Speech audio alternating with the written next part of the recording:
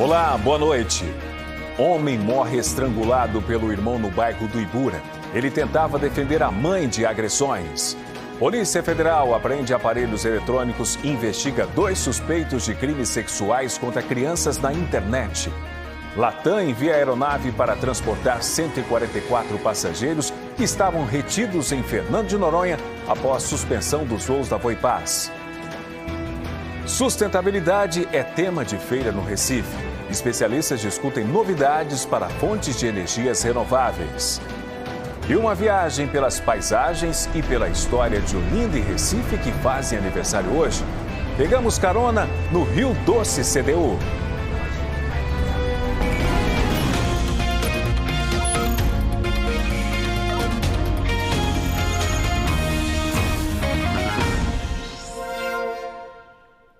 Empresas e especialistas em energia renovável estão no Recife para ampliar oportunidades de negócio e apresentar novidades do setor, como a primeira molécula de hidrogênio verde do estado. A Feira Tecnológica Expo Renováveis traz dezenas de oportunidades para o público e para as empresas até amanhã no Cais do Sertão, no bairro do Recife. Essa empresa, distribuidora de sistemas de energia solar, atua há mais de 20 anos em Pernambuco e na Paraíba. O grupo atende empresas que vendem placas de energia solar e está presente na feira para captar novos clientes. Mostra o quão tem evoluído o cenário não só do Nordeste, mas do Brasil inteiro em relação às energias renováveis, né? E as soluções que nós temos hoje mais viáveis. Ao todo são 20 estandes de empresas que trabalham com energias renováveis. Aqui também acontecem palestras de graça até essa quinta-feira. A gente traz para o evento grandes players de múltiplas áreas para que a população tenha acesso, desde a energia solar, energia eólica, a biomassa, aquele ponto de estudante ou quem quer investir. Um dos destaques do evento, promovido pela Associação Pernambucana de Energias Renováveis, foi o anúncio da primeira molécula de hidrogênio verde de Pernambuco, prevista para abril no Parque Tecnológico Tech Hub, no Porto de Suape. Essa tecnologia usa corrente elétrica para separar o hidrogênio do oxigênio que existe na água e assim produzir energia. O hidrogênio verde é uma alternativa aos combustíveis fósseis para os veículos. O hidrogênio é demandado porque ele consegue aproveitar essas fontes renováveis e suprir muitas demandas. Por exemplo, a gente consegue suprir demandas de transporte, geração de eletricidade, produção de outros biocombustíveis. No estande do Senai, o visitante com os óculos de realidade virtual pode visualizar o interior da plataforma de hidrogênio verde. Com a realidade mista, você pode caminhar aqui na feira, percebendo as dimensões, né, o tamanho dos equipamentos, como se estivesse caminhando lá em Suape. É uma experiência única, né, que eu nunca tinha participado, eu nunca tinha visto isso. Para mim foi surreal. No térreo do museu, vários carros elétricos atraem o público para apresentar as novidades do segmento. A ideia da gente participar da feira é exatamente trazer essa proposta, tirar alguns mitos, algumas inseguranças que o público tem e conhecer um pouco como funciona o carro na prática. Acho bom que ele é renovável, né? Menos poluição, né, no ar, por causa da bateria. Uma aeronave da Latam transportou hoje parte dos passageiros que ficaram retidos em Fernando de Noronha após a suspensão dos voos da Voipaz. Desde cedo, os turistas esperavam para embarcar no aeroporto da ilha. Eles chegaram a Noronha em voos da Voipaz, empresa proibida ontem de operar pela ANAC, a Agência Nacional de Aviação Civil, por questões de segurança. Fernando de Noronha foi o destino escolhido por Carolina para a lua de mel. O cancelamento do embarque ontem causou revolta. Atrapalhou. Eu tô com um carro alugado, né? Porque a gente tá fazendo aí um tour pelo Nordeste, então a gente tá com um carro alugado que a gente deixou parado no aeroporto de Recife. Já estamos pagando 2 diárias a mais do estacionamento. Tivemos que cancelar a nossa reserva em Maceió. Pedi reembolso da minha reserva em São Miguel dos Milagres, porque eu perdi a minha reserva, perdi dinheiro. E mais do que isso, eu perdi 2 dias da minha lua de mel, que não volta mais. Hoje pela manhã, o Airbus 319 da Latam aterrissou no aeroporto de Fernando de Noronha para retirar os passageiros que estavam sem poder embarcar. Este foi um voo extra e o primeiro pouso de um avião de grande porte em Noronha desde que a ANAC proibiu a operação desse tipo de aeronave no terminal aéreo em 2022 por causa de buracos e fissuras na pista. O pouso foi permitido após o serviço de manutenção do eixo central da pista ser finalizado. A ANAC liberou esse voo emergencial, caráter emergencial. Não foi liberado para o retorno das operações a jato, e sim para a retirada dos turistas, né, passageiros aqui que estão aqui na ilha, para sair de Fernando de Noronha. A aeronave da Latam foi enviada para transportar 144 passageiros. Para quem conseguiu confirmar o embarque, o sentimento era de alívio. A gente conseguiu resolver tudo e hoje, finalmente, a gente vai embarcar para o nosso destino, mas bem complicado essa questão de voo atrasado, voo cancelado. É difícil. É muito complicado, porque são poucas informações, você compra uma passagem através de uma empresa, quando chega no aeroporto você sabe que é outra empresa que vai embarcar a gente, mas no final deu certo. Quando o embarque foi iniciado, houve tumulto. A minha mãe foi encontrada neste voo e eu não. Eu fiz check-in ao mesmo tempo.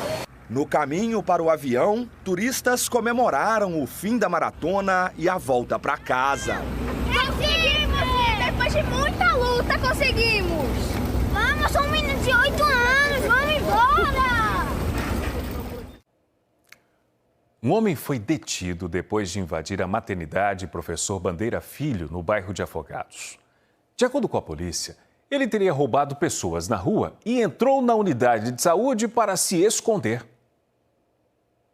Imagens enviadas para o Canal Globo mostram como ficou a porta de vidro da maternidade Bandeira Filho, no bairro de Afogados. De acordo com a Polícia Militar, a invasão foi por volta das 9 horas da noite de ontem. O homem, de 29 anos, é suspeito de fazer furtos e roubos na região. Ainda segundo a polícia, depois de cometer um roubo, ele foi agredido por pessoas na rua e, para fugir das agressões, invadiu a unidade de saúde. A Polícia Militar informou também que, na confusão, um vigilante da maternidade ficou levemente ferido e foi socorrido no local. O suspeito foi encaminhado para a central de flagrantes. De acordo com a Polícia Civil, na delegacia ele foi ouvido e liberado, porque nenhuma vítima registrou o boletim de ocorrência. A polícia reforçou a importância de registrar o boletim para que aconteça a investigação e possíveis prisões. Um homem morreu após ser estrangulado pelo irmão em uma confusão familiar no bairro do Ibura, na zona sul do Recife. O criminoso foi preso em flagrante. Essa notícia está no G1 e você confere os detalhes apontando a câmera do seu celular para o QR Code aí na tela. O crime aconteceu após Adriano Albuquerque França, de 20 anos, tentar defender a mãe, que foi agredida pelo irmão. De acordo com a polícia, Adriano foi levado por parentes para a Policlínica Arnaldo Marques, no Ibura, mas morreu na unidade de saúde. A mãe também precisou de atendimento médico e foi encaminhada para a UPA do bairro do Ibura. O homem acusado pelo crime se chama Adilson Albuquerque de França, de 24 anos. Ele foi encaminhado para audiência de custódia. O Tribunal de Justiça de Pernambuco não respondeu ao G1 sobre a decisão da Justiça. E a Polícia Federal cumpriu 2 mandados de busca e apreensão em Pernambuco contra suspeitos de crimes sexuais na internet contra crianças e adolescentes. Os policiais apreenderam aparelhos eletrônicos que vão ser periciados. A ação faz parte de uma operação nacional com mais de 300 agentes para coibir esse tipo de crime, realizada hoje em 22 estados. O objetivo da PF é identificar criminosos que produzem, compartilham ou vendem imagens de abuso sexual infantil. Em todo o país, 26 pessoas foram presas em flagrante. Outros 6 suspeitos foram presos preventivamente. Em Pernambuco não houve prisões. 60 inquéritos foram instaurados pelos policiais federais a partir da operação de hoje.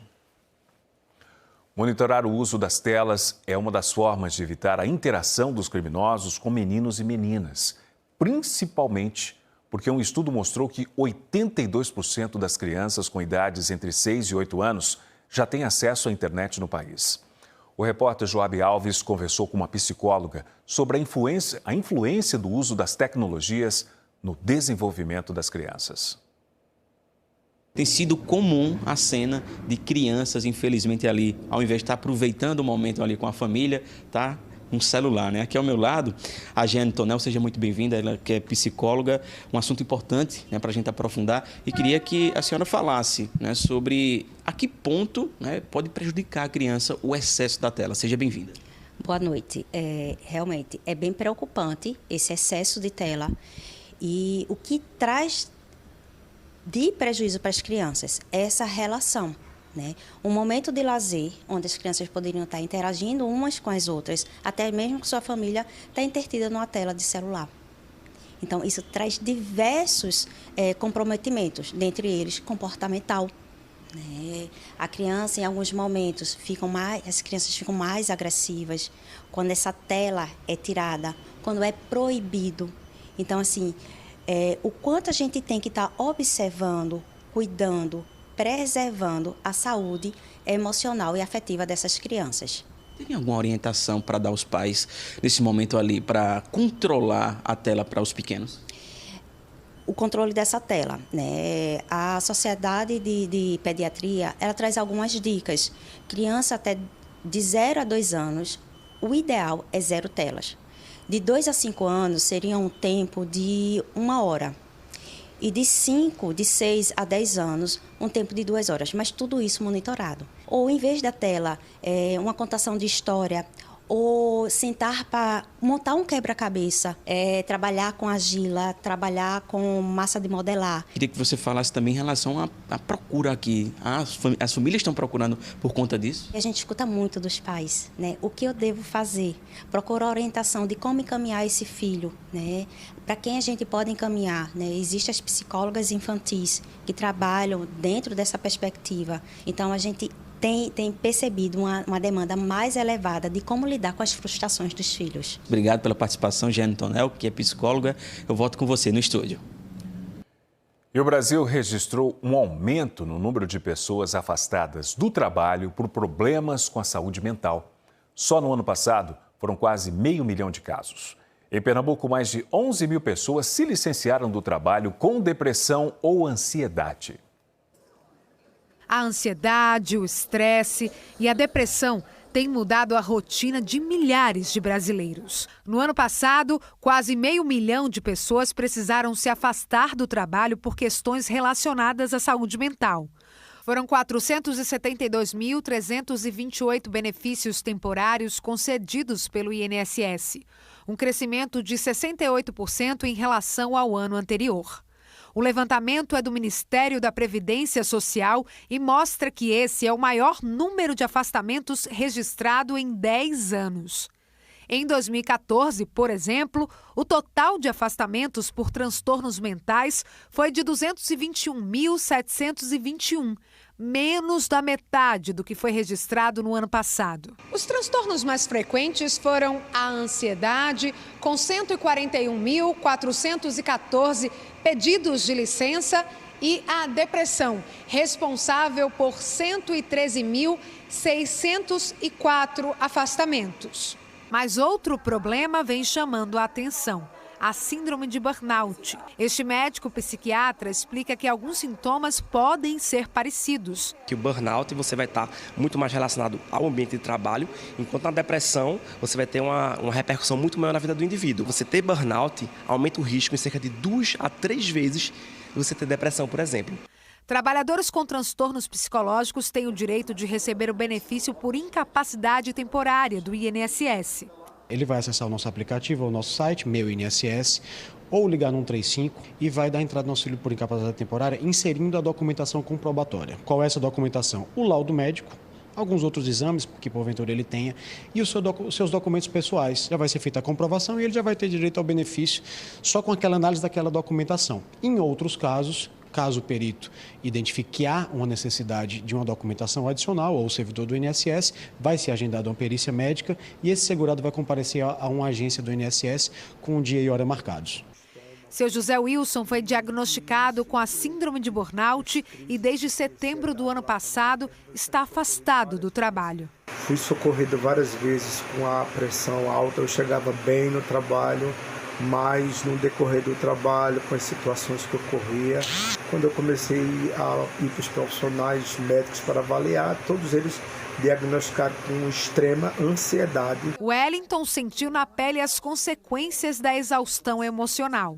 Administrador de empresas, ele começou a trabalhar em um novo cargo no ano passado. Eu estava sentindo muita ansiedade, tá entendendo? Eu não sei se era problema que eu já tive há anos atrás, né? E aí, quando eu comecei a trabalhar, muita pressão, o setor que eu estava era um setor muito de responsabilidade. Minha chefe notou que eu precisava me afastar. Wellington recebeu benefício por incapacidade temporária do INSS durante 3 meses. Mas depois que ele passou pela perícia para reavaliar o caso, o benefício foi suspenso. E isso prejudica muito mais a mente, né? Sobre o problema do Wellington, o INSS respondeu que o benefício dele foi aprovado e o pagamento deve começar nos próximos dias. Vamos agora fazer um giro pelo trânsito no Recife. Nessa volta para casa, a gente tem imagens aqui da Avenida Domingos Ferreira. Essa câmera fica no cruzamento com a rua Bruno Veloso, na zona sul da capital. Movimento intenso em direção a Jaboatão dos Guararapes. A gente segue agora para a Avenida Abdias de Carvalho. Temos imagens da Abdias de Carvalho. Essa câmera fica no bairro do Prado, do lado direito, em direção à BR-232. Para você que vai pegar a estrada agora, indo pela Abdias de Carvalho, trânsito complicado por lá. E a gente tem imagens agora da BR-101. Essa câmera fica na Macaxeira. Olha só como é que está a movimentação neste momento no bairro da Macaxeira, bem perto do terminal. Lembrando que tem um carro quebrado ali, dificultando um pouco a circulação dos carros para quem está neste momento na BR-101. Vamos agora para um rápido intervalo. Eu estou nessa câmera aqui, na câmera. Logo depois do intervalo, no Teatro de Santa Isabel, um concerto homenageia o aniversário de Olinda e do Recife. No Mosteiro de São Bento, a celebração acontece com a exibição de um documentário. E a gente mostra a relação das pessoas com uma linha de ônibus que cruza as cidades irmãs. Continue com a gente, o NE2 volta em instantes.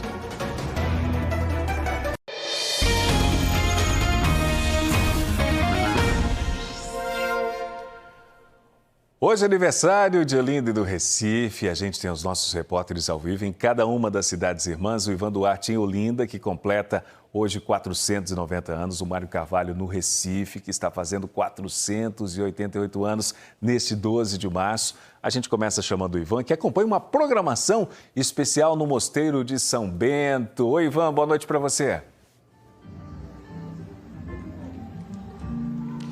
Oi, Márcio, boa noite a você, ao meu colega Mário Carvalho e a todos que estão conosco aqui no NE2. É isso, hoje é o lançamento do documentário Olinda Sacra. É um documentário que mostra o dia a dia mais reservado dos mosteiros e conventos aqui da cidade. Mas antes de bater um papo com o diretor desse documentário, eu quero mostrar para vocês as imagens dos fogos de artifício que foram acionados agora há pouco aqui na Rua da Prefeitura. O nosso repórter cinematográfico Bruno Campos registrou tudo e eu mostro para vocês essa bonita festa que aconteceu aqui no céu de Olinda. Aproveitando a oportunidade também, Márcio, a gente fala um pouco mais sobre esse documentário para celebrar os 490 anos da cidade. Eu vou conversar ao vivo com o Paulo Rogério Lage, ele é diretor do documentário. Paulo, conta um pouquinho mais sobre o enredo desse documentário para a gente. Boa noite, seja bem-vindo. Obrigado. Eu morei no Recife, mas vivia em Olinda.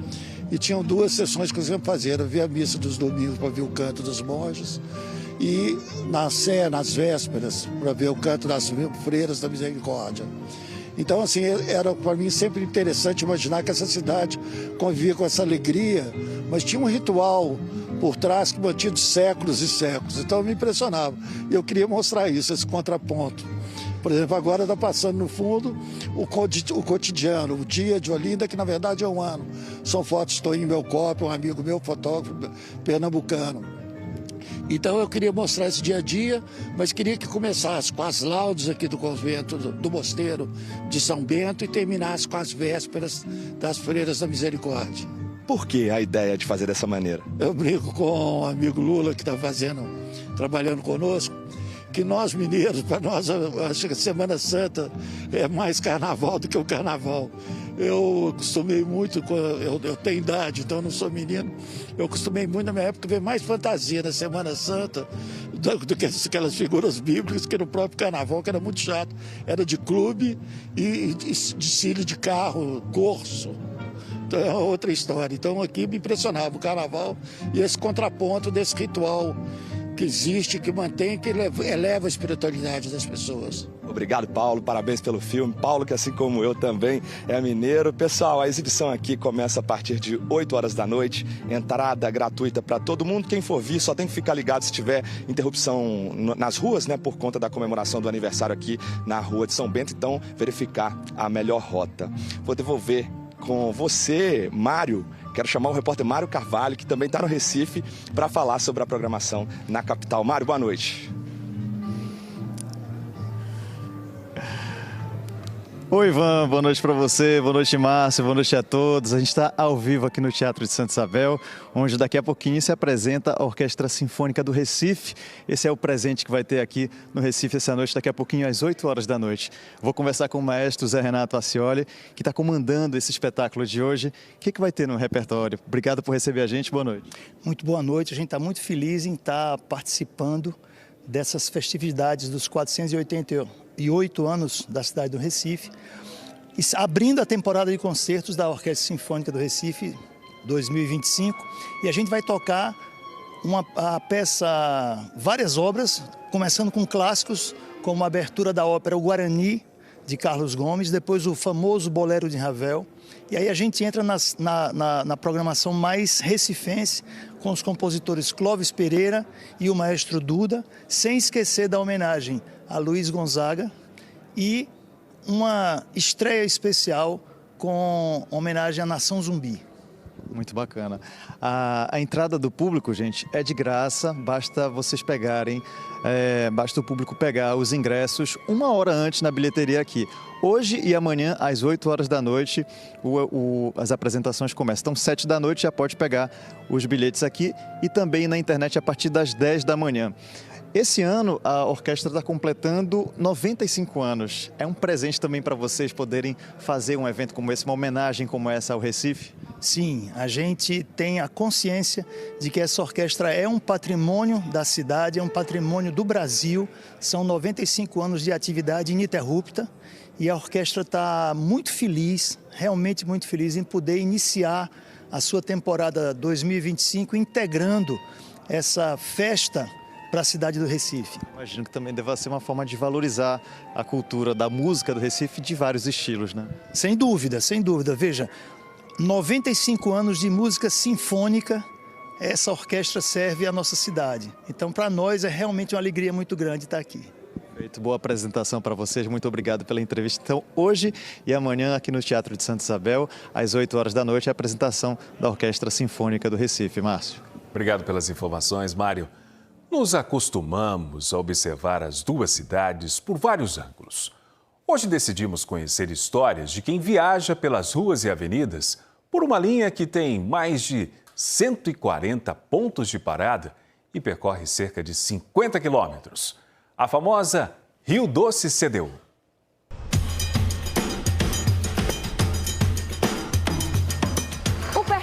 Começa no terminal integrado de Rio Doce e os ônibus partem a cada 10, 15, 20 minutos, dependendo do horário do dia, né? E hoje essa viagem vai ser feita ao lado da Maia. Maia, esse já foi assim, um ônibus da tua vida, né? Já foram 6 anos na universidade, né? E sempre pegando o Rio Doce CDU, em vários horários diferentes. Hoje eu pego quando eu vou para a universidade, né? Ainda para os eventos universitários e porque eu trabalho aqui em Olinda, né? Eu quero saber um pouquinho mais da tua história, da tua relação com o Rio Doce CDU. Aproveitar que ele já chegou. Vamos nessa? Maia, você disse que pegou por 6 anos esse ônibus para ir para a Universidade Federal de Pernambuco, né? Você cursava o quê? Eu cursava licenciatura em Ciências Sociais. Era um sonho entrar dentro da universidade pública, né? E eu tinha afinidade já com a disciplina de Sociologia na escola, então aí eu fui só indo. Era quanto tempo de viagem em média? Era mais ou menos 2 horas. né? 2 horas de viagem, então dava tempo comer, conversar, paquerar, ler os textos das aulas, chorar. E já tinha ar-condicionado? Não, era extremamente quente, lotada. Estava ali escutando minha conversa que o CDU agora tem ar-condicionado, né? Aí você mostrou que ele ganhou até um ponto aqui, USB, para carregar celular, foi? Foi sim. Isso é muito bom. É bem futurista mesmo. E o Rio Doce CDU pega geralmente para fazer o quê? Para ir para onde? Para ir atrás de emprego, né? Para uma vaga de trabalho. Então hoje essa viagem é uma viagem de esperança. Com certeza é. Sou artesã desde 1978. Normalmente, quando eu vou para a cidade universitária, ou eu trago um crochêzinho, ou eu trago um fuxiquinho. O Rio Doce CDU passa por muitas ruas e avenidas na viagem entre os terminais integrados de Rio Doce e Caxangá, na zona oeste do Recife. Percebeu alguma mudança em Olinda e Recife nesse tempo? Sim, né? Várias, né? Desde a infraestrutura, porque teve um período que a gente pegou muito engarrafamento, porque teve as manutenções de pista em Olinda, em Recife, né? Caxangá. A linha Rio Doce CDU foi criada na década de 1980. De lá para cá, a paisagem urbana mudou muito. Na própria Olinda, naquele eixo da Carlos de Lima Cavalcante com José Augusto Moreira e Getúlio Vargas, você tinha uma quantidade imensa de casas e residências que foram aos poucos mudando o perfil para comércio, para galeria de loja, para edifícios residenciais. Uma área imensa verde que tinha do quartel do Exército no Bairro Novo, que também desapareceu no caminho do ônibus e virou um shopping center, até chegar ao Recife, na Estrada de Belém, que é um caminho muito antigo que ligava Recife e Olinda desde o século XVI e XVII e que permaneceu com essa passagem do ônibus. Vocês se conhecem? Só de vista. Só de vista. Quer pegar todo dia? Sim. Tira um cochilo, tu consegue? Não consigo nada, balança muito, viagem longa. Tu vai fazendo o que assim na viagem? E, às vezes eu vou dormindo, às vezes vou escutando música. Tem algum lugar que o ônibus passa que você olha e gera curiosidade? Tipo, caramba, o que é isso? Que prédio é esse? Que praça é essa? Já teve? Lá na Encruzilhada, como é uma feira, eu tenho curiosidade de saber a mercadoria de lá. Esse aqui é Rafael Montelberto, que é um artista plástico do Recife que gosta de ilustrar as cenas urbanas. Por que você se dedica a isso, Rafael? Eu acho que eu sempre fui muito criativo desde criança, né? Eu comecei a desenhar as cidades, né? Tanto que eu imaginava como que eu via com meus próprios olhos desde os 5 anos de idade. Ver a cidade acontecendo foi uma coisa que me levou a fazer arquitetura na UFPE. Né? E o Rio Doce CDU é uma das principais linhas que levam até o UFPE, né? Então você pensa quantas histórias são escritas na cidade por onde o ônibus passa. Rubem trabalha como motorista na linha Rio Doce CDU há 7 anos. São 3 viagens completas por dia. Saindo aqui do Recife mesmo, você passa ali naquela ponta da torre para chegar nas Graças ali, você vê um ambiente muito bonito. E Olinda, quando você chega ali, que entra para Beira-Mar, que você vê aquele mundão de água, também é encantador. Hoje ele te traz lembranças boas ou ruins? Os dois, né? Me lembra um tempo muito sofrido, que é o tempo da graduação. A gente tinha um carga de leitura, que estava ali nesse processo de amadurecimento, né? Mas me traz lembrança de amizades que eu fiz, de amizades que me acompanhavam nessa viagem. Tem uma frase muito famosa, não tanto para quem não conhece, mas do poeta Miró da Muribeca, que ele diz que janela de ônibus é danada para botar a gente para pensar, principalmente quando a viagem é longa. O ônibus nos bota às vezes para pensar, para questionar e nos deixar inquietos nisso, no coisa de buscar melhorias, de buscar soluções, de buscar respostas também. Olha o CDU aí!